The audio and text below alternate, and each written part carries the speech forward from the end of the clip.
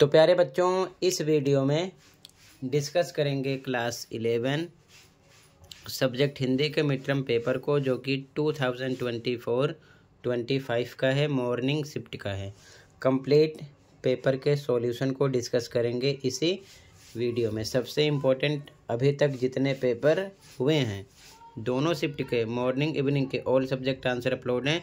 Comment में playlist की link मिलेगी, देख लो और फिर से रिवीजन कर लो, क्योंकि फाइनल एग्ज़ाम में फुल सिलेबस आएगा। दोनों शिफ्ट के पेपर से मॉर्निंग इवनिंग के काफ़ी क्वेश्चन सेम मिलेंगे, ठीक है। तो देख लेना, सीधा आ जाओ क्वेश्चन पर। ओके, ध्यान से देखो। क्या पहला क्वेश्चन गद्यांश होगा, पढ़कर आंसर देना होगा, ठीक है। तो ये गद्यांश है, ठीक है, पूरा सीधा क्वेश्चन पे आओ। पहला क्वेश्चन है, भारत पर वैश्विक प्रभाव कैसा है? तो कुछ शुभ है और कुछ अशुभ है, दोनों है, तो ग ऑप्शन हो जाएगा, का एवं खा दोनों, ठीक है। सेकंड, उपभोक्तावाद ने कैसी जीवन शैली विकसित की है? तो खाओ पियो और मौज करो, का ऑप्शन राइट हो जाएगा। अगला, भारतीय संस्कृति में किसको महत्व दिया गया है? तो भोग और त्याग में संतुलन बनाने को, ठीक है, घा ऑप्शन। अगला क्वेश्चन, भारत में किसको अधिक सम्मान दिया जाता रहा है? तो धन का त्याग करने वालों को, ठीक है। अगला, पाश्चात्य जगत पर किसका अधिक प्रभाव है? तो उपभोक्तावादी संस्कृति का ऑप्शन है, ठीक है। आगे अगला क्वेश्चन, उपभोक्तावादी संस्कृति में कौन सी भावना दबती जा रही है? तो परोपकार की भावना, ये भी दबती जा रही है, त्याग भावना, ये भी दबती जा रही है, अहिंसा की भावना, ये भी दबती जा रही है। तो उपर्युक्त सभी तीनों राइट हैं, घ ऑप्शन होगा। अगला, इस नई संस्कृति ने मनुष्य को क्या बना दिया है? तो मनुष्य को क्या बना दिया है? मशीन, ये भी बना दिया है, हिंसक, ये भी बना दिया है, स्वार्थी, ये भी बना दिया है। तो यहाँ पर भी उपर्युक्त सभी ऑप्शन राइट होगा, घ ऑप्शन, ठीक है, उपर्युक्त सभी। अगला, ये नहीं है, ध्यान रखना, तीनों राइट हैं, इसीलिए घ ऑप्शन लगाया गया। अगला, उपभोक्तावादी संस्कृति में सबसे अधिक दुर्गति किसकी हुई है?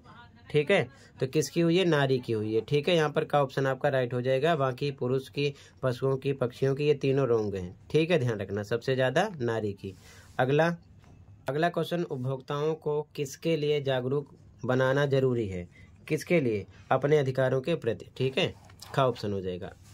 अगला, गद्यांश का सर्वाधिक उपयुक्त शीर्षक कौन सा होगा?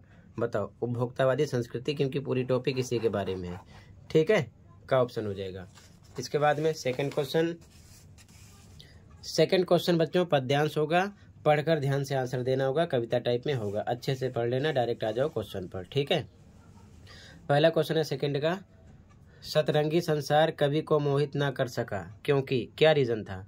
तो उसको केवल अपने सिद्धांतों से ही प्यार है, ठीक है, गा ऑप्शन हो जाएगा, ठीक है, क्लियर है। आगे देखो, अगला क्वेश्चन, कवि को जीवन में क्या रास नहीं आया? जीवन में सुखमय क्षणों को भोगना, ठीक है, गा ऑप्शन राइट हो जाएगा, ठीक है। अगला, कवि का विश्वास है कि हर एक का भाग्य अलग अलग होता है, इसीलिए संसार में तो यहाँ पर कोई जीवन में सुख भोगता है तो कोई दुख, ठीक है, गा ऑप्शन हो जाएगा। अगला, कवि के अपने जीवन की विशेषता है, कौन सी विशेषता है? दुखियों को दुख दूर कर निराश्रितों को आश्रय देने वाला जीवन, ठीक है, का ऑप्शन राइट हो जाएगा। अगला, कौन सा शब्द कंचन का पर्यायवाची नहीं है? कंचन शब्द का पर्यायवाची नहीं है, तो स्वर्ण ये भी है, कनक ये भी है, हेम ये भी है, रजत नहीं है, ये राइट हो जाएगा, गा ऑप्शन, ठीक है, क्लियर है। अगला,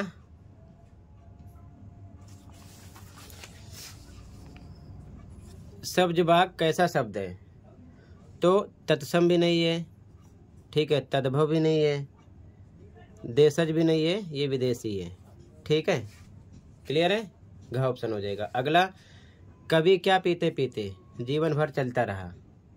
तो पानी, मदिरा, दूध या फिर हालाहल, तो यहाँ पर ग ऑप्शन हो जाएगा, बाकी तीनों रॉन्ग हैं, ठीक है।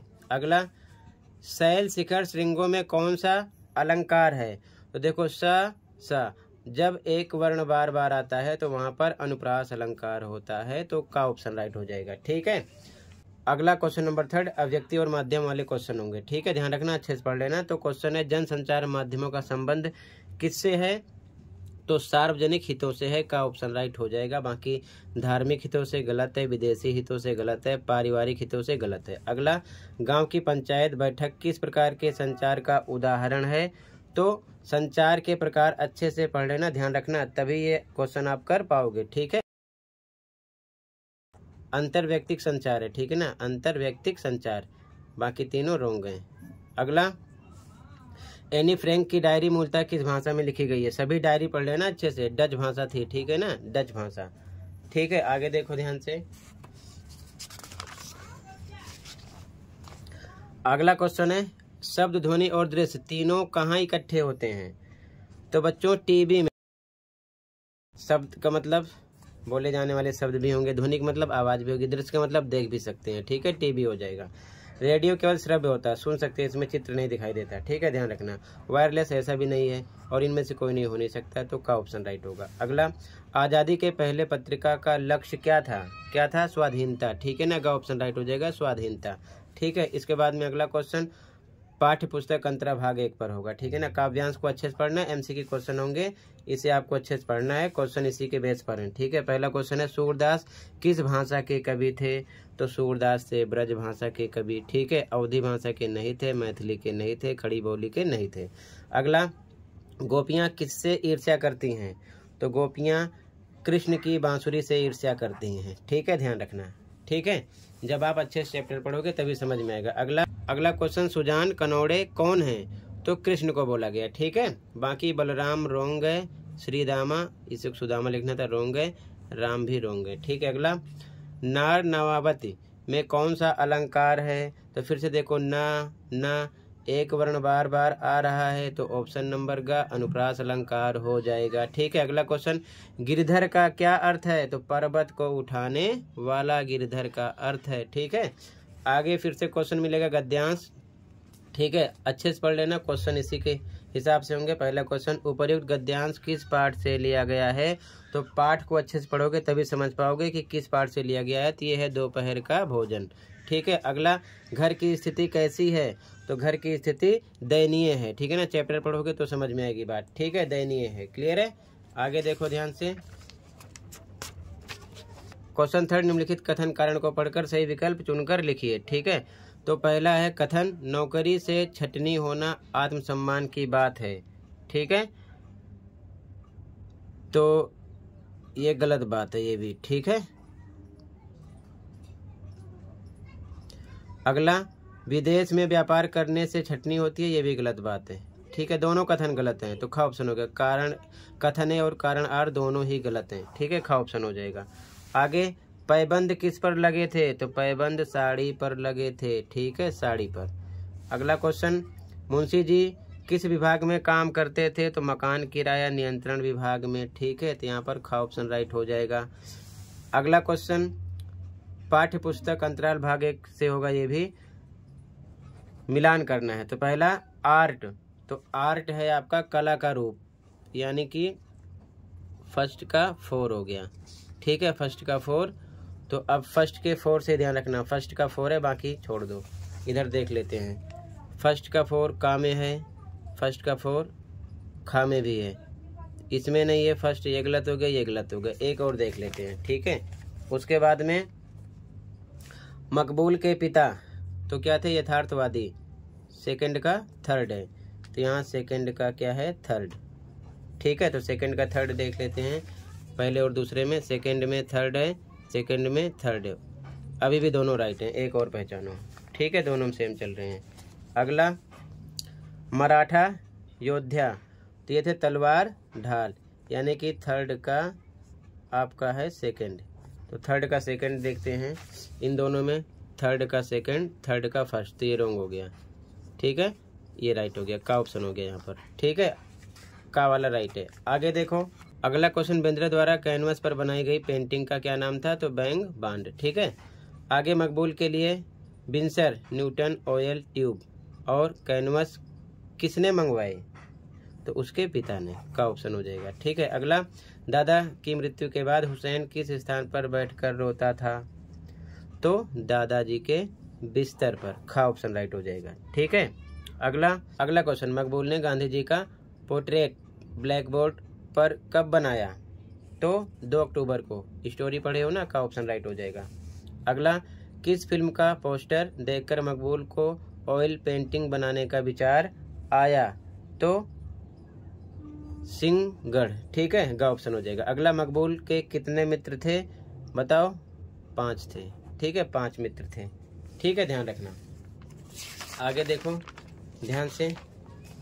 अब इसके बाद में बच्चों आपको अगला क्वेश्चन मिलेगा दृश्य लेखन। कोई एक करना होगा, 5 नंबर का होगा, तो इसे आप बनाकर लिखोगे। ठीक है ना, अपने हिसाब से, टॉपिक के हिसाब से इसे खुद करना होगा। ठीक है। फिर आगे जो क्वेश्चन मिलेगा, समाचार पत्र मिलेगा, चॉइस होगी ऊपर वाला करो या फिर नीचे वाला, इसे भी आपको बनाकर ही लिखना है। ठीक है। फिर आगे जो क्वेश्चन होगा इसमें आपको कार्य सूची लिखनी होगी। ठीक है, 3 नंबर का होगा, चॉइस होगी ऊपर वाला करो या फिर नीचे वाला। ठीक है। कार्यवृत्ति, कार्य सूची दोनों होंगे, कोई एक करना होगा, ध्यान रखना। फिर आगे अगला क्वेश्चन नंबर 9 जो है, तो इसका आंसर देख लो, दूरदर्शन के कौन से उद्देश्य हैं? तो ये इसका आंसर है। ठीक है, फर्स्ट का। ठीक है। आगे जनसंचार में फीडबैक क्या होता है? तो ये इसका आंसर है। ठीक है, यहाँ से लेके यहाँ तक याद कर लेना। ठीक है। आगे देखो, निम्नलिखित में से किन्हीं 2 प्रश्नों के उत्तर दीजिए। पहला क्वेश्चन है, संध्या के समय प्रकृति में क्या क्या परिवर्तन होते हैं? संध्या के बाद कविता के आधार पर लिखिए। तो इसका आंसर देख लो, ये आंसर है इसका। ठीक है, ध्यान से देख लो, यहाँ से लेके यहाँ तक, तो इसका आंसर हो जाएगा। ठीक है। अगला, शाम होने पर कौन कौन से घर लौट पड़ते हैं? तो ये इसका आंसर है। संध्या के समय गाय घर लौटती है, मेहनत के बाद थके किसान घर लौटते हैं, व्यापारी नाव द्वारा घर लौटते हैं। ठीक है। अगला, कृष्ण के अधरों की तुलना सेज से क्यों की गई है? तो इसका आंसर है। ठीक है, 3 पॉइंट हैं, याद कर लेना। ठीक है। आगे